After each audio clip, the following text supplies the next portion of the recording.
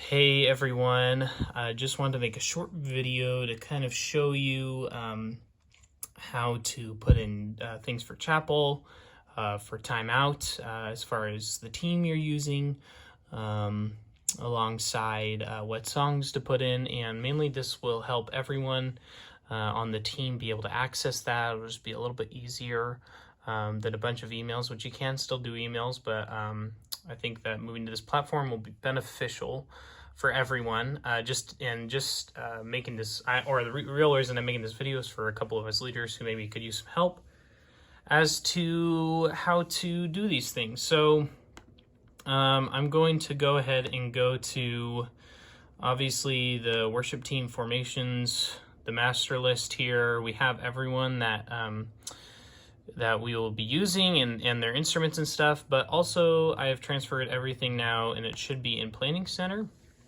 And so one of the things we can look at here, so this is just a Monday chapel. When you pull up the chapel, it will always look like this. I put the default as the 7:30 sound check. But one of the things you can do by checking with people, if you don't have an 8 o'clock or a 9 o'clock class, you could say, hey, are you available to play for chapel? We're going to do an 8 o'clock sound check. And if they can't do an 8 o'clock sound check, then you might pick someone else. But this is mainly just for your convenience so that we don't have to do a lot of 7:30 a.m. sound checks where they're only a half hour and they might be rushed, might not have as much going on as far as planning wise. So let's say you wanted the change. So let's say I'm leading on February 14th, which is Valentine's Day. And I want to change the times here. So I'm going to click on the 7:30 a.m. sound check time and look here, this pops up. Really the only thing that I need to do, again, this is mainly just for Brent Center, but also so that you can communicate to your team. If I want to change this to a 9 a.m. sound check, you can see here, I'm just going to click that. It says 9:30 there, but I'm going to make that 9 o'clock. So, and really, as long as you just put the start time, that's really all we need. But I also have this, you can also adjust this. Let's say you'll probably go to 9:45 and that's fine. So then now you push save and boom, you have that there. And so now your team, you can email them as well, obviously, or just be in touch with them. But this will just help us when you schedule someone, you'll be able to know kind of what your sound check is looking like, and here also too. So we have the sound check time. There's also a rehearsal up here. So if you want to have rehearsal on, let's say the night before, and you want to do it at 8 p.m.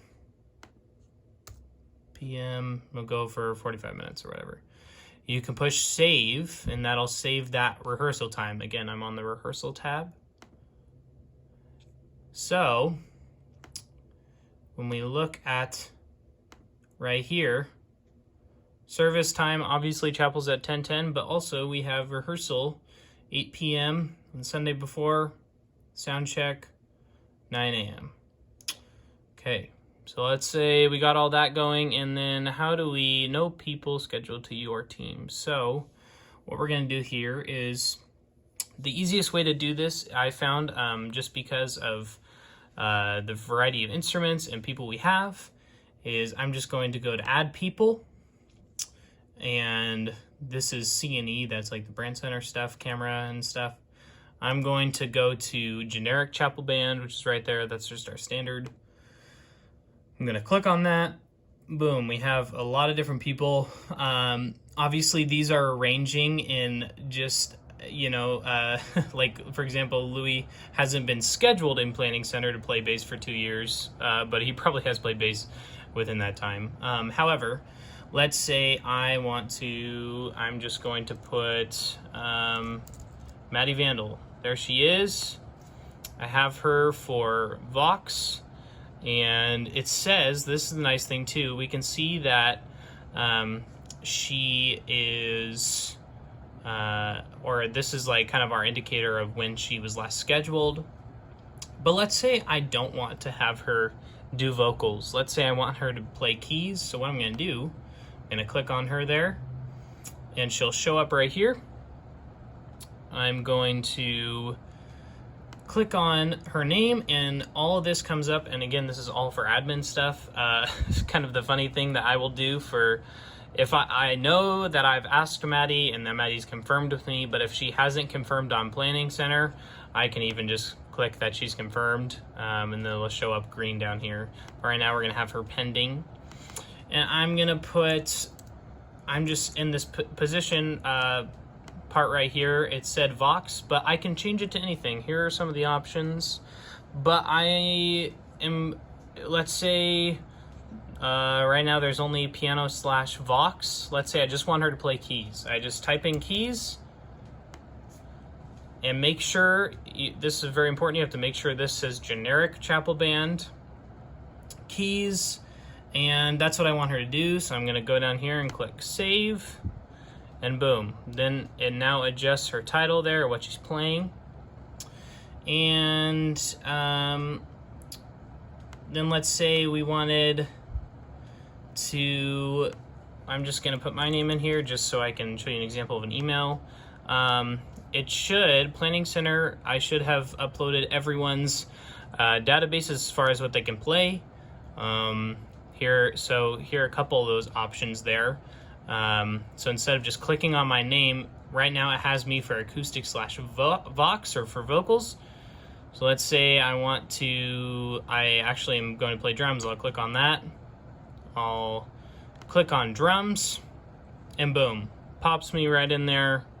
Good to go for now. But for now, I'm gonna go ahead and I'm going to click on that, and I'm going to remove myself from there. And now it will just say there's one drums needed, but I'm just gonna take that away for a second. I'm gonna go here again. This is just the key part. You're gonna go to this little arrow and click add people. And then you're gonna look up here, and let's say I'm gonna put in, again, my name, Riley Fast, and let's say I'm gonna play bass, which I don't play bass, but let's say I did, and there's not that option there, so I'm gonna just click on my name.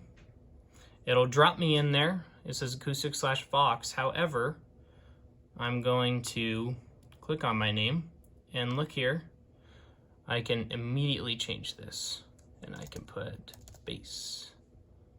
Okay, and I'm gonna push, it'll send all of these things, everything I need to know, it will send in the email. So we'll say what time we're gonna rehearse or sound check, everything, and put that all in there. So now it says I play bass, and it says 2 unsent emails, and I'm just gonna go ahead and take Maddie away here for a second, because so that she doesn't get an email, I'm gonna send myself a fake email right now. So what this will do when I push send on the email, it'll pop up like this. It'll say who it's all sending to. Usually it should say it's sending to everyone in the band. And it'll say hi, and you probably got this email before. Say hi, whoever, right here. You've been placed on schedule for following dates. And then I can also type whatever I want there, and they will see that too. I could even just put